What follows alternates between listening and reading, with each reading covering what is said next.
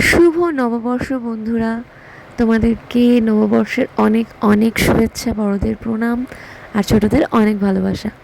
তো পয়লা বৈশাখের দিনই বেরিয়ে পড়েছিলাম ফ্যামিলি নিয়ে মায়াপুরের উদ্দেশ্যে। ভাবলাম যে নববর্ষের প্রথম দিনটা যদি ঠাকুরের জায়গা দিয়ে শুরু করি বা ঠাকুরের স্থান দিয়ে, তো আমার মনে হয় সারা বছরটা নিশ্চয়ই ভালো যাবে। আর মায়াপুর হচ্ছে একটা শান্তির জায়গা। তো এখানে হচ্ছে মানে তিনি না ডাকলে সত্যি যেতে পারবো না, তিনি ডেকেছে বলেই হয়তো যেতে পেরেছি। তো যাওয়ার কথা ছিল দোলে, বাট দোলে যেতে পারিনি, এখন যাচ্ছি। তো যাচ্ছিলাম হচ্ছে নিজেদের গাড়ি করে, আর এবার সাথে করে আমার মা বাবাকেও নিয়ে গেছি। তো আর ছেলে তো গরমে, এত প্রচণ্ড গরম ছিল যে ও একদম জামা টামা খুলে একাকার। যাই হোক, আমরা যাওয়ার সময় কৃষ্ণনগর দাঁড়িয়েছিলাম একটু চা খেতে। আর আমি যেহেতু দুধ চা সেরকম একটা খাই না, তাই আমি নিয়েছিলাম হচ্ছে গ্রিন টি। তো এখানে সবাই বসে একটু রেস্ট নিয়ে নিলাম আর একটু চা খেয়ে নিলাম।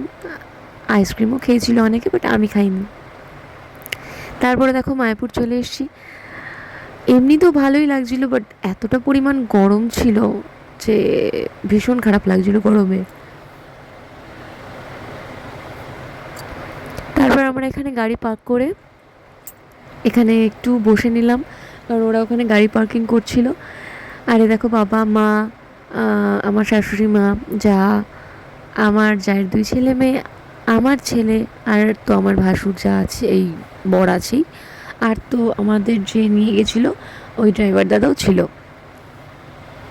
এত রোদ, আর আমি যেহেতু একটা ওয়ান পিস পরে গেছিলাম তাই ওড়নার সাথে করে ক্যারি করেছিলাম, কারণ মন্দিরে ঢুকতে গেলে হয়তো ওড়না লাগে। যাই হোক, রোদের তাপটা জাস্ট দেখো তোমরা।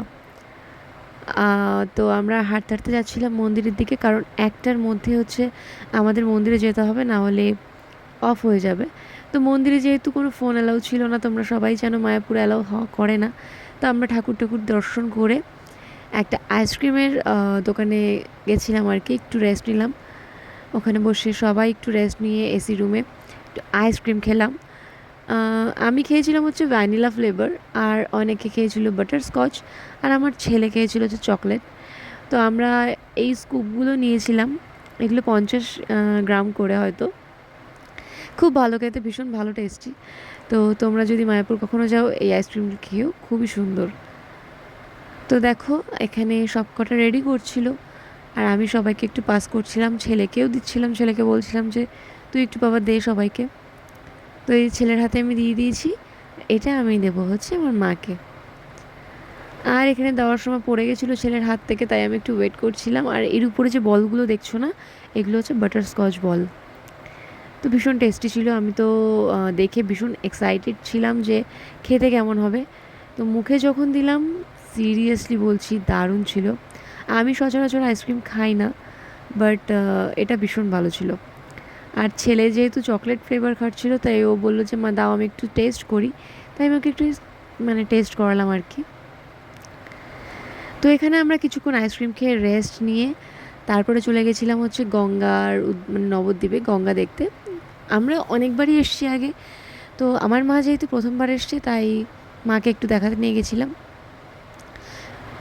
আর এখানে আমরা একটা হোটেলে খেতে গেছিলাম আর কি, লাঞ্চ, কারণ আমাদের খিদেও পেয়ে গেছিলো। তো লাঞ্চ করতে এই হোটেলটাতে গেছিলাম, এটা হচ্ছে মনে হয় খুব সম্ভবত এসএস প্লাজা। দেখে ভালোই মনে হচ্ছিলো, বাট খেতে তেমন একটা ভালো ছিল না খাবারগুলো, মানে তৃপ্তিভাবে খেতে পারিনি মোটামুটি আর কি। খিদে পেয়েছিল তাই খেয়েছি। এখান থেকে খেয়েছে এই যে গঙ্গার পাড়ে চলে এসেছিলাম, গঙ্গার পাড়ে এসে সবাই একটু প্রকৃতির হাওয়া খাচ্ছিলাম। আর যাই হোক, ওখান থেকে আবার মন্দিরের দিক ফিরে এসেছিলাম। ভাবলাম যে এখানে বসে একটু রেস্ট নেওয়া যাক। তো এই জায়গাটা তো ভীষণ সুন্দর, প্রত্যেকবার আসলে এখানে ছবি টবি তোলা হয়।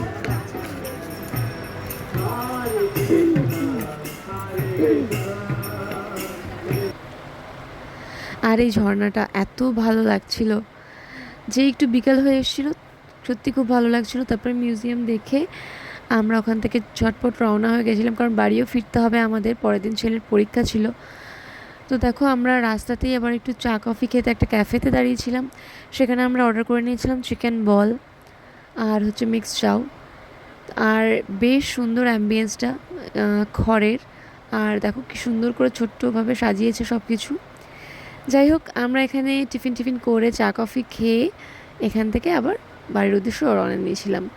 আর যেটা মাস্ট, আমি এখানে আর কি একটু টয়লেটে গেছিলাম, ওখানে একটু আয়নার সামনে দাঁড়িয়ে ভিডিও করে নিয়েছিলাম। তো ভিডিওটা তোমাদের কেমন লাগলো অবশ্যই জানিও।